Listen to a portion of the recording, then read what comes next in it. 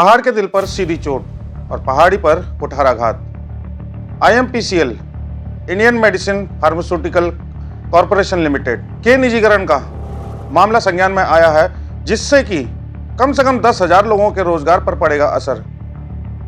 एक तरफ तो जहां उत्तराखंड में रोजगार नहीं मिल रहा है और जो बचा कुचा रोजगार है वो भी छिन जाएगा, तो पहाड़ी आखिरकार जाए तो कहां जाए। तो नमस्कार दोस्तों, मैं दीपक रावत आपके साथ में और आप देख रहे हैं गढ़वाल एक्सप्रेस। साथियों, इस बैलेंस शीट को जरा गौर से देखिए जो मैं आपको स्क्रीन पर दिखा रहा हूं। ये बैलेंस शीट है अल्मोड़ा जिले के मुहान स्थित Indian medicine pharmaceutical corporation limited यानी कि IMPCL कंपनी की। इस कंपनी ने वर्ष 2022 और 2023 फाइनेंशियल ईयर में जो मुनाफा कमा कर दिया वो है 128 करोड़ 16 लाख 32 हजार। वर्ष 23 और 24 में जो मुनाफा था इनका ये था 134 करोड़ 56 लाख 27 हजार। और 24-25 में जो पिछला फाइनेंशियल ईयर था उसमें था इनका मुनाफा 145 करोड़ 48 लाख 74 हजार। दोस्तों, ये लाल लाइन में आप देख रहे होंगे ये नेटवर्थ है और यहाँ पर ये मुनाफा कमाने वाली कंपनी जिसको कि अब भारत सरकार ने प्राइवेट लिमिटेड किसी कंपनी को बेच दिया है। पिछले 3 वर्षों से ये कंपनी सरकार को अच्छा खासा मुनाफा, करोड़ों का मुनाफा कमा कर दे रही थी और इस कंपनी से उत्तराखंड के 500 लोगों, कम से कम 500 लोगों को रोजगार मिला था और 10,000 लोगों को जड़ी बूटी संबंधी रोजगार भी मिला था। अब जब सरकार ने मुनाफा कमाने वाली कंपनी को निजी हाथों में दे दिया है, तो अब आप ही सोचिए कि आगे रोजगार के कितने संभावनाएं इस उत्तराखंड में और होंगी। हालांकि समय समय पर दावे तो ये किए जाते हैं कि हम नई रोजगार परक नीति ला रहे हैं, हम ये कर रहे हैं, हम वो कर रहे हैं, परंतु देखिएगा कि पिछले कुछ वर्षों में और पिछले कुछ महीनों में उत्तराखंड में क्या कुछ घटित हुआ है। एक तरफ जहां नीट पेपर लीक घोटाले हो रहे हैं, GD भर्ती घोटाले हो रहे हैं, हर पेपर लीक हो रहा है या करवाया जा रहा है। ये गंभीर विषय है। हम बड़ी आसानी से कह देते हैं कि पेपर लीक हो रहा है, परंतु ये पेपर लीक होता कैसे है? जब इसे कोई करवाने वाला होता है, जैसे हाकम सिंह होते हैं। पूर्व में भी आपने हाकम सिंह का जलवा देखा होगा, जहां 15-15 लाख रुपए में नौकरियों की बंदरबाट लग रही थी और वहीं उसी कारण जो उत्तराखंड बेरोजगार संघ है वो संपूर्ण छात्र छात्राओं के साथ में देहरादून में आंदोलन पर बैठ गए थे। एक तरफ जहां पटवारी भर्ती घोटाला होता है, नीट पेपर स्कैम होता है, पुलिस भर्ती परीक्षा लीक हो जाती है, CBSE में अब देख लीजिए आप क्या हो रहा है। वहां कुछ राहत दी थी इस कंपनी ने, उत्तराखंड के कुछ युवाओं को रोजगार मिला था, लगभग 500 से 1000 लोगों को, और 10,000 जड़ी बूटी से संबंधित रोजगार मिलते थे। लेकिन अब वो भी हाशिए पर धकेले जाएंगे। सरकार ने इस कंपनी का निजीकरण तो कर दिया है, परंतु रोजगार अब अनिश्चितताओं में चला गया है, किसानों का भी और हमारे युवाओं का भी। जिन किसानों से हर्बल उत्पाद खरीदे जाते थे, अब ये भी संशय का विषय है कि क्या उन्हीं से खरीद होगी या फिर उन्हें भी दुत्कार दिया जाएगा।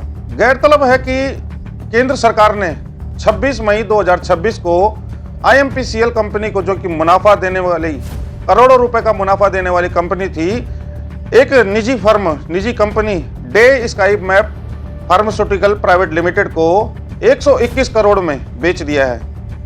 और ये ताज्जुब का विषय है, एक फायदा देने वाली, एक मुनाफा देने वाली, करोड़ों का मुनाफा देने वाली कंपनी को केंद्र सरकार किस तरीके से कम कीमत में, जो उसकी असली कीमत है 145 करोड़, उससे कम 121 करोड़ रुपए में निजी कंपनी को दे देती है।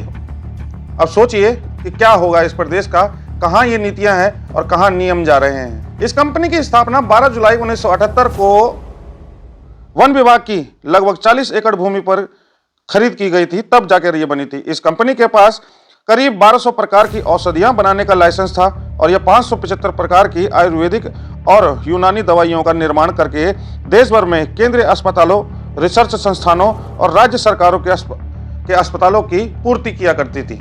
इस कंपनी के निजी हाथों में जाने का सीधा तात्पर्य यह है कि सरकारी अस्पतालों, सेना के अस्पतालों में जेनरिक दवाइयों की उपलब्धता और आपूर्ति पर निश्चित तौर पर फर्क पड़ेगा और गारंटी ले लें कि यहाँ निर्मित होने वाली दवाओं के दाम भी बढ़ेंगे। इसके साथ ही अल्मोड़ा और रामनगर में 30 से अधिक सहायक उद्योग, ट्रांसपोर्ट और दुकानदार भी प्रभावित होंगे। ये समझ से परे है कि जहां चाहे केंद्र सरकार हो चाहे वो राज्य की सरकार हो, आयुर्वेद को बढ़ावा देने के लिए दम्भ बरती है अपना, परंतु वही मुनाफे में चलती हुई, करोड़ों रुपए के मुनाफे में चलती हुई कंपनी को निजी हाथों में देने का ये क्या औचित्य बनता है। अब इससे पहाड़ के दिल पर कुठाराघात ही कहेंगे, पहाड़ियों के दिल पर कुठाराघात ही कहेंगे। IMPCL का निजी हाथों में जाना पहाड़ के लिए और पहाड़ी के लिए एक जोर का झटका है। जहां रोजगार न होने से पलायन निरंतर बढ़ता जा रहा है और हमारी सरकारें रिवर्स पलायन कराने में फेल नजर आती हैं, और टूरिज्म पर बाहरी प्रदेश के लोगों का कब्जा है।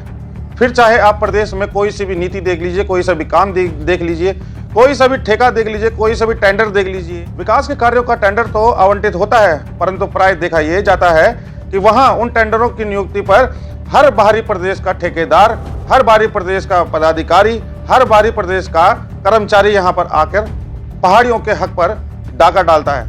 जहां नदियों के चैनलाइजेशन के नाम का ठेका होता है, टेंडर प्रक्रिया होती है, परंतु प्राय देखा यह जाता है कि एक पहाड़ी आदमी को इस काबिल भी नहीं समझा जाता है कि वो नदी के पत्थर, नदी के रेत, नदी की बजरी, नदी की रोड़ी, नदी का समंडा या नदी का पानी, उससे वो चिनाई पलस्तर करने लायक भी नहीं समझा जाता उससे।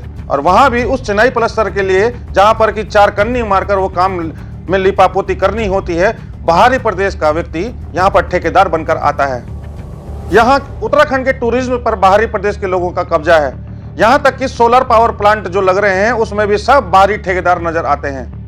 यहाँ पर लोगों को लॉलीपॉप दिया जाता है, उनके घर की छतों पर 1-1, 2-2, 3-3 किलोवाट के पावर प्लांट लगाए जाते हैं, परंतु पहाड़ों में आज भी देखिए पूरा पहाड़ सोलर पावर प्लांट से पूरा ढका हुआ है, जिससे कि यहाँ पर जो वातावरण है, जो हमारा एनवायरनमेंट है, उसमें गर्मी जो आजकल पड़ रही है उसमें भी 2 से 3% का इजाफा इन्हीं की वजह से आया है।